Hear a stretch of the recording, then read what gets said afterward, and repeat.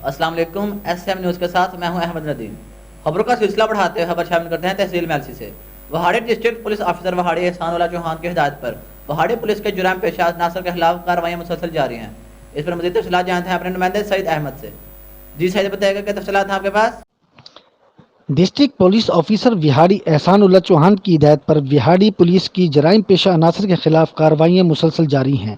اس سلسلے میں D S P circle صدر خالد جاوید کے زیر نگرانی S H O Luddan inspector Mazhar Hayat اور اے ایس آئی مظہر فرید نے ٹیم کے ہمراہ کارروائی کرتے ہوئے نقب زنی گینگ کی وارداتوں میں ملوث 2 ملزمان ظفر عرف ظفری اور عبدالرؤوف عرف روفی کو گرفتار کر کے 4,50,000 مالیتی مال مسروقہ، جس میں طلائی زیورات، سامان، الیکٹرانکس، متفرق اشیاء اور نقدی 2 لاکھ روپے برآمد کی۔ دوران تفتیش ملزمان نے متعدد وارداتوں میں ملوث ہونے کا انکشاف کیا۔ ملزمان سابقہ ریکارڈ یافتہ ہیں، جن سے تھانہ لڈن میں 4 مقدمہ ٹریس ہوئے۔